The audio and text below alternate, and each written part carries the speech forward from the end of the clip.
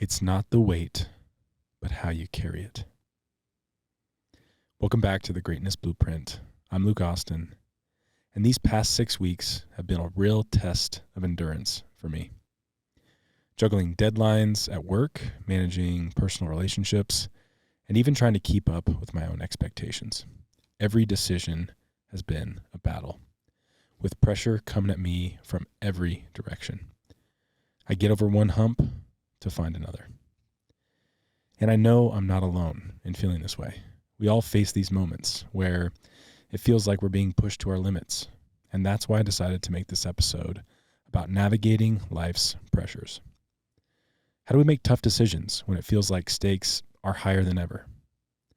How do we keep our cool when everything inside us is anything but calm?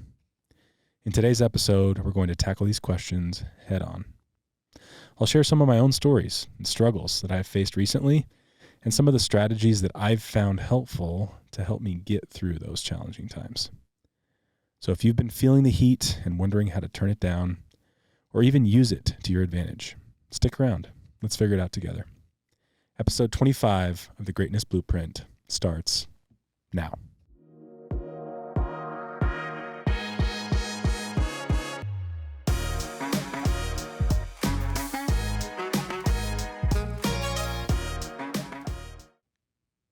Today, we're diving into the world of pressure, that ever-present force that seems to follow us everywhere we go. It's the deadlines at work that keep us tossing and turning at night, the balancing act of family and friends, making sure they get the time they deserve, and the personal goals we're constantly chasing after. Whether it's proving yourself on a tough project, managing these relationships, or just trying to live up to your own expectations, pressure is always there, nudging you and asking, how much more can you handle? These pressures come from everywhere. One day it's a pile of work on your desk. Another day it's making sure you're there for your family. And some days it's just you being hard on yourself, being your own worst critic. I know I am to myself sometimes. And within these categories, there's all the everyday stuff, right? Meeting a deadline feels like you're sprinting to the finish. And sticking to that commitment, whether it's to the gym or something otherwise, can weigh heavily on you. Managing your budget, your finances, deciding on the right thing to do in your career or in a relationship, or figuring out how to smooth over after a disagreement with someone you love. Our bodies react to these pressures in ways that mirror our ancestors' responses to physical threats, right? When we're stressed, our bodies switch to this fight or flight reaction mode, which is really a response to our original design for this immediate danger or threat, like coming face to face with a predator or trying to find your food. It was different then.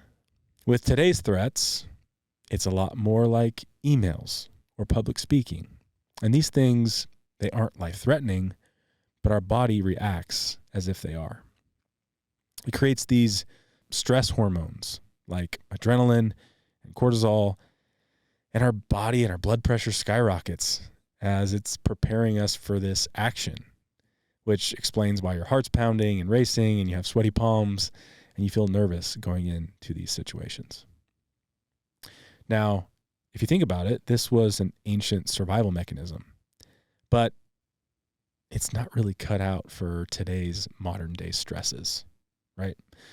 Our bodies, while we've evolved in the things that we do, our bodies' mechanisms to handle some of the stresses we face has not, right? So while we're at work, looking at work emails, we perceive it as a real threat to us, right? Puts us into this high alert mode, and it's hard for us to get out of it. We're almost in this constant state of stress that wears us out, right? If you find yourself thinking about tomorrow's to-do lists, which it happens to me all the time, it's a clear signal that it's time to step back and find a way to manage this stress more effectively. Recognizing the early signs of being overstressed is crucial. when I feel my own stress levels climbing, it's pretty noticeable within me. And, one thing that I've been able to do is start to recognize as I get into these high pressure or high stress situations and slow down my breathing, right? So right before a presentation, I pause, I take a few deep breaths, take a slow inhale and breathe out, hold for a few seconds maybe. And this method is the same thing that I do with my 5-year-old, right? She can be on high alert at times. She can have these emotions that any 5-year-old does. And as she goes through those, right, I sit down with her. I say, all right, Logie, let's do, 3 deep breaths. Breathe in with me. Breathe out. And we do that 3 times. If it can work for a 5-year-old to calm her down, it can work for you in any stressful situation you're facing, right? It really resets that stress response, that emotional response, quieting all those alarm bells inside of yourself and refocusing your mind on the present moment. And, as I reflected on this, I gave a presentation a few days ago at work, and a few minutes before I went up to present, I was sitting up there in the front of the room. There was a few panels of presenters that were kind of going back to back to back. And for whatever reason, I was only talking for maybe 3 to 5 minutes. My heart was just pounding, right? And inside, I'm like trying to do deep breaths. Come on, calm down. It's okay. None of these people are even going to think about you tomorrow. But I was nervous. Got up there, did some deep breaths, gave my presentation, got to the end of the presentation. You know what's funny? I went up to my colleagues and I said, I was really nervous. My heart was pounding out of my chest. And they're like, you know what? Me too. They were all feeling the same exact way. It's a good reminder that we're all fighting these similar battles internally. It's just about finding effective ways to cope. And when you put it out there and say, you know what, I was nervous, it makes other people feel like they can share the things that they're going through as well. And you know what? There are many different ways to manage stress. Deep breathing is just one of them. Some people find exercise or listening to music or stepping outside and going for a walk can be helpful. I personally deploy all of those in different scenarios, just depending on the day and the time and the availability I have to go do those things. So I'm curious to know what works best for you. Do you have a go-to strategy for calming yourself down under pressure? I'd love to hear you share your experiences, whether on social media or otherwise, so we can help learn and grow together. And, navigating these pressures at work and life is about recognizing when our body's stress response is too high and taking steps to manage it. We might not always be able to eliminate these stress responses completely, right? We're still going to go through these moments. I've given so many presentations in my life, and you know what? Every single time, I have that same heart-pounding feeling. But you can work to cope with it as best as possible. This episode of The Greatness Blueprint is brought to you by me. My blood, sweat, and tears fuel this podcast.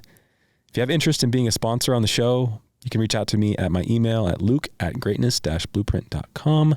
Would love to hear from you. And in the meantime, please like, subscribe so you never miss an episode. I want to make sure we continue to share all the things we talk about with the community. Thanks for tuning in.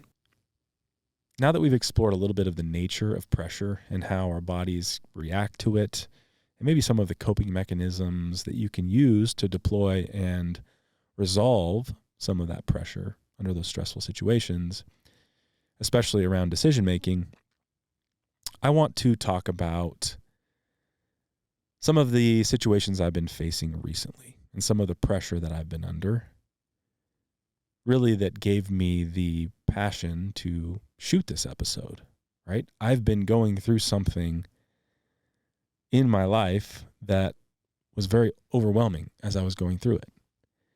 And, as I do more and more podcast episodes, my goal is to be as authentic as possible. And I thought, what better way to talk about something than something I experienced the first 6 weeks of 2024, and I'm still experiencing, right? I haven't gotten out of all of this yet. But, back in December of 2023, I went on a solo trip, right up to a mountain cabin with the goal to map out the first quarter of the year. All the things I wanted to do around my personal and professional goals. I was very descriptive on the things I wanted to do. I even put together an action plan of the steps I would take every single week, who I would talk to, the things I would check off, which day I would do each thing, because I'm balancing spending time with my daughter, all these health and wellness things that I want to continue to do. I had it all mapped out. And I should have known better, right? As soon as you map something out to that level of rigor, you know that it's going to fall apart. I returned to work in late December after taking a couple weeks off to find that one of the teams that reports to me, 2 of the team members had put in their notice, right? 2 people. I thought, you know what, that's tough. But we can manage and quickly get 2 more people hired. You know, that's not a deal breaker. And I work in an accounting industry. So the end of the year is already kind of the busiest time of the year anyway. But I told the team, he said, you know what, I'm going to jump into the weeds and, help cover all the extra work through this busy time of year. I still had the skills and I could still help the team get through that rough patch. And as I sat there late on a Friday evening, working hard on some of the tasks for that team, I was surprised by another employee, right? Sitting there, kind of one of the last people in the office. He walks up. I'm putting in my notice. And honestly, I was shocked. And the pressure started to build in that moment. Right here I was late at work on a Friday. I had already sacrificed giving up time with my 5-year-old daughter to help this team. I was going to stay and work late and do the things I needed to get them back into a steady place, giving up that precious time with my daughter. My mom was covering for me. And I had to sacrifice that time. And this put me on the verge of breaking down. I stayed past 11 p.m. that night, continued to work, continued to think about, 2 people's one thing, 3 people's a lot more. How am I going to get through this? And I didn't sleep well that weekend. But I'm a person who is very determined. When I'm faced with a problem, I fix it. And sometimes at the detriment of myself, where I try to play hero ball a little bit. But I was determined to get the shit back in order. I set up a meeting with the current manager of that team to outline my plan. And as I sat down with him, began speaking, he jumped in and said, you know what? I'm putting in my notice. And I sat there. 2 people's one thing. 3 people's, getting a little bit tough. 4 people? Damn. 4 people in the course of 3 weeks had quit. Manager of the team being the latest. Complete and utter collapse of the team. And for me, nothing I could do other than bear the failure, right? I could try to point fingers. I could try to find the how and the why this happened and why I felt so blindsided. But the reality is that I missed the red flags. I let it get to a tipping point. So I scheduled a call with the team to break the news. Now down from 9 team members to 5 remaining after this mass exodus. And I took ownership of it all. It's all I could do, right? Regardless of what caused it. I sat there probably as close to tears as I've ever been at this job. I owned up to it. I had failed. And in that moment, I made a personal commitment to them that I would stop at nothing to get them back to a steady state. I had to, right? At the end of the day, I'm the boss. I have to own that failure. The ownership starts and stops with me. I have to lead by example. So all that's to say, I had all these things planned out in December, right? A list of goals and plans for my personal and professional career. But you never see the curveballs until you do. And this put a halt to those plans, put a level of pressure on me to make decisions and sacrifices that I haven't felt in years. And, I think I'm getting through the bulk of it. But, just to give a little flavor, here's some of the things that I've been trying to balance throughout this first 6-7 weeks of the year. Right? Obviously, this team I'm talking about is in crisis, right? And so I'm in a little bit of damage control mode where, right, they don't have a manager now, so I'm playing manager. They lost 3 analysts on the team, so I'm jumping in helping with some of the day-to-day support. While I'm also being tasked with taking on another team, which puts me at 4 global teams. Right? That's a lot to manage. In addition, I also have a very large, complex project that I've been running since last year, and it's finally starting to come to a head. That's taking a lot of technical, in-the-weeds work, which, when you don't have a lot of chaos happening, is easy to do. When there's all this chaos happening, that deep work that you need in order to make a project work has been difficult to find. And so I'm struggling maintaining that. And the only way I've been able to do that is, stay late after all the meetings and chaos subsides from the middle of the day. And so that's been tough. Family and home, if I look at the state of my house, like it's not as clean as I want it to be right now.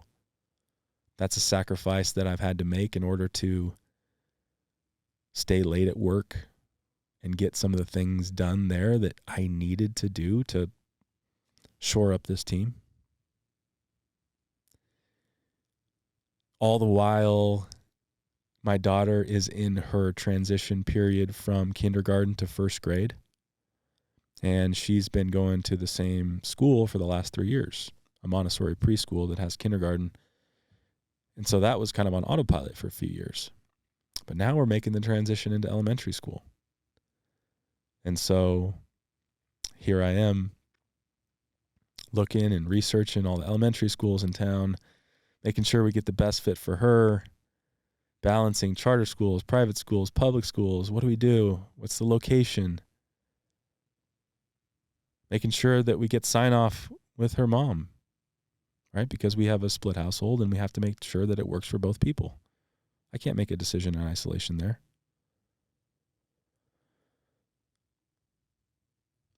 And then, working late and working late and having to sacrifice time with my daughter, right? Thank goodness for my mom. She helps me so much, but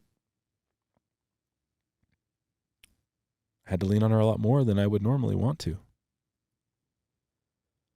And wellness and relationships, over the last year, I've been on high alert with my health, right? I had the Achilles injury. I wanted to do everything I could to get back into pristine health. I stopped drinking alcohol. I've been going to the gym consistently for a long period of time.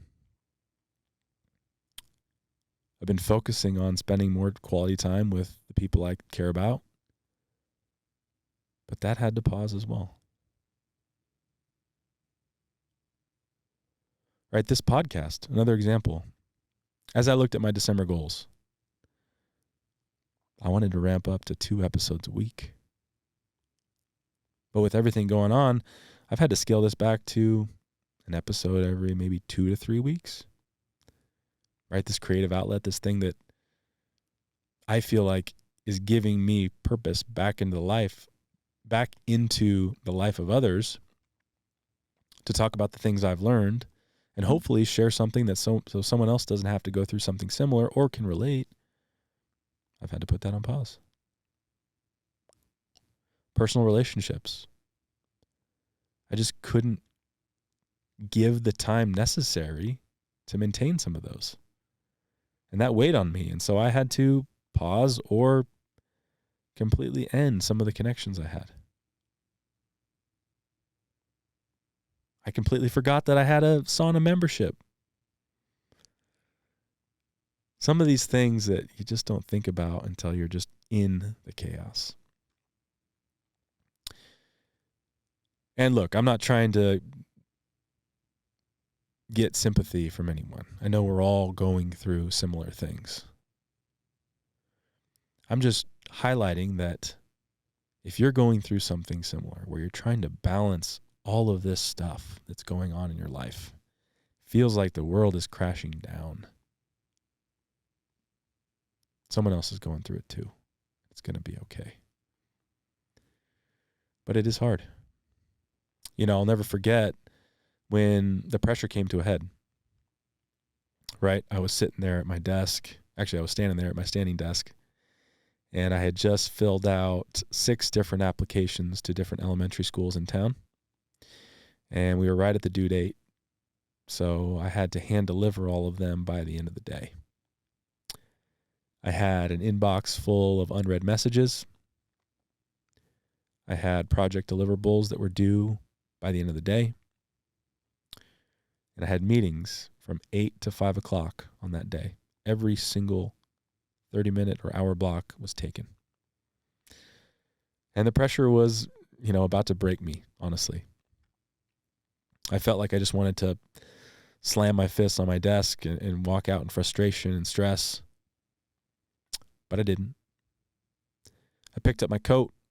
I put on my beanie, grabbed that stack of applications, and I went for a walk, got some fresh air, some coffee, settled down. I skipped a meeting to go deliver those elementary applications. I had to let something go. And then stayed late to get caught up on the emails and the project deliverables. It felt like the world was just collapsing on me in that moment. And now I got through it. Now it's just a memory. Now it's just something I can talk about and say, damn, that was shitty. That was tough. But I got through it. And if you're going through something similar, you can too. You're going to be stressed, right? We're all going to be stressed. And you just have to analyze each situation to the best of your ability and try to make the best outcome you can. So up next, I want to talk a little bit about a framework that can help you as you're going through some of these tough decision-making situations. So we've talked a little bit about the pressures we all face, right? I talked about your body's reaction to pressure, what's happening within your body. I talked about my own examples of things I've been struggling with lately and how I've gotten through some of those things. But what are practical ways that you can look at these tough decisions when you're under pressure and manage them without losing your cool? Right, so let's dive into some strategies and an analogy that I think helps tie it all together. First off, I think it's important to embrace this concept of failing fast, right? I think it's crucial. And you might look at it on the surface and say, oh, failing fast, it says fail. Like, no, it sounds a little bit counterintuitive, but it's okay to fail at certain things in a certain ways, right? Fail fast. Think about it when you're learning to ride a bike, right? In those early days, you're kind of wobbling on 2 wheels. You're probably going to tumble to the ground. For me, I'll never forget a major crash into a evergreen juniper bush. And with each fall or scrape, it teaches us something important about the balance on the bike, right? How fast we need to pedal, and how we can not tip over by steering correctly. Failing fast when you're learning to ride a bike isn't just learning, right? It's the only way you can get to mastery. With every attempt or fall, we learned and adjusted and got better at riding the bike. And then one day, we're just riding, right? We're not worrying about pedaling fast or balancing or tipping over. We're just off in the distance at the very tip of our parents' sight, where they're trying to call us back to them. But those failures aren't setbacks. They're just learnings as we work towards success. And I think this same principle applies to how we navigate pressure in our lives, right? Whether it's at work or in our personal lives or any other challenges we face. Taking action, even if it leads to a failure, gives us invaluable data to learn and pivot and improve. I've been saying this word a lot lately, tinker. I don't know if I like it or not, but I'm going to keep saying it. Tinker till you make it. And I'm going to quote this because it's my own quote. But tinker till you make it. And the way that I think about this is continue to make small tweaks over and over and over again, right? I think every time I've shot a podcast, I've done something slightly differently just to try something new. Maybe it's a little bit of a different camera angle. Maybe it's a different shirt. Maybe it's a different intro or a different flow or a different way to introduce quotes. Tinker till you make it. Some things are going to work. Some things aren't. And that's okay. Another key strategy is reframing your perspective on failure. All right, failure is not the end of the line. And being honest with ourselves, acknowledging when we're wrong or don't have all the answers really opens the door for us to grow and learn. As we all face our own pressures, think back to that analogy of the bicycle, right? Each wobble or fall for us brings us closer to balance. It teaches us resilience, adaptability, and the courage to get back up and try again. The pressures of life, much like those in the early attempts of bike riding, are filled with potential tumbles. But it's through these experiences that we learn how to ride through life, how to navigate its turns, and how to keep moving forward, no matter how many times we fall. Navigating life's pressures requires more than just intuition, right? It demands more of a structured approach. And that's where my pressure pivot framework comes in. Developed from years of my own experience navigating both personal and professional decisions, this mental model acts as a guide, helping you assess your options based on your risk tolerance and the potential outcomes. I've honestly relied on this approach for many years, more intuitively than not, and have finally put it down on paper with the hope that this will help you in your decision-making process. Right? So first, some basics of this framework. Think of it as a quadrant, right? And you have to look at the two axes first. On one side, you have risk tolerance. And this is going to be your comfort level with taking chances, ranging from more of a conservative approach to more of an aggressive approach. Second, you're going to have outcome risk, right? This is the potential impact of the risks that you take, right? What could you lose versus what could you gain? And so let's look at the framework in action. First is a low risk and low outcome risk. These are going to be simple decisions that have minimal consequences. Like, think trying a new recipe, right? If you fail on a new recipe, it's terrible, just order some pizza. You'll be just fine, right? These are these small daily choices that keep us moving forward and really don't have a lot of impact to the direction of our life. Next is a little bit higher risk, right? You're being a little bit maybe more aggressive, but there's not a lot of outcome risk for this decision. So think more along the lines of experimentation. So think joining a new sports league, for example. Maybe you want to join a softball team. Maybe you're going to a new yoga class, right? Meeting new people. Maybe you don't like the instructor. Maybe you do. There's a little bit of potential downside, but if something goes wrong, you can leave the sports team. You can find a new yoga instructor, right? Not a lot of downside. Next is, low risk, but high outcome risk,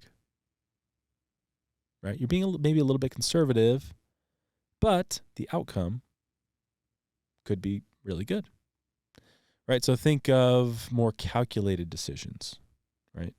With significant potential rewards. And then finally, high risk, high outcome risk. These are the bold decisions, right?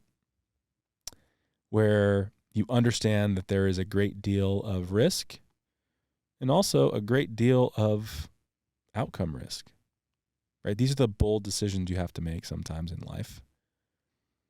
Think of starting your own business, for example. You know that you're going to have to put some of your own money, your own credit on the line to start some of this business, to fund the business. You may have to leave the job that's comfortable to you. And it could fail. But there's the potential for significant payoff. So now you kind of understand how to look at the framework. I will provide a copy of this framework in the show notes so you can use it at any point in time. Would love your feedback on it. This is something that I've, again, thought about in my head and used practically in work and in my relationships before, but I've never put it down to paper. So I'm hoping that it adds value to you and would love your feedback. So the purpose of this framework really is to empower you, to help you kind of tailor your strategy based upon, one, where does your decision fall in terms of risk tolerance, and what is the potential outcome, either positive or negative, if something does not go exactly as you planned, right? It's a tool to make more informed decisions based upon the different risk factors to strike a delicate balance, looking at both the risk and reward, right? And look, it's not going to guarantee a mistake-free decision-making process. And you're not going to be able to say, you know what, I have this tough decision. Let me pull out this framework. I understand that. But as you start to think about it and put it into practice, your familiarity with the model will help prepare you as you get into those maybe challenging decisions and conversations to be more equipped to adjust your approach and capitalize on those opportunities. Last thing here, I would say is perfection really isn't the goal. Each decision we make is more of a learning and growing process, just like riding our bike, right? We're going to have to make decisions within this framework or otherwise that we're not always going to know. We didn't know how to ride our bikes. We're not going to know how to make perfect decisions at first. We're going to have to continue to tinker till you make it. That's a wrap on today's episode about dealing with pressure and making tough decisions.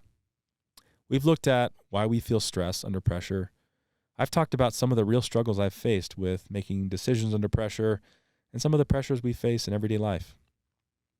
And we've explored ways to manage all of it. I also introduced the pressure pivot framework to help us think clearly when we are under stress. The main point here, pressure is part of life, but we can handle it. This framework and the tips we've talked about today are real steps we can use to work through stress and make smarter choices, even when it's hard, even when it's unexpected. Thanks again for tuning in. And as always, stay on your path, stay inspired, and above all, stay great. We'll see you soon.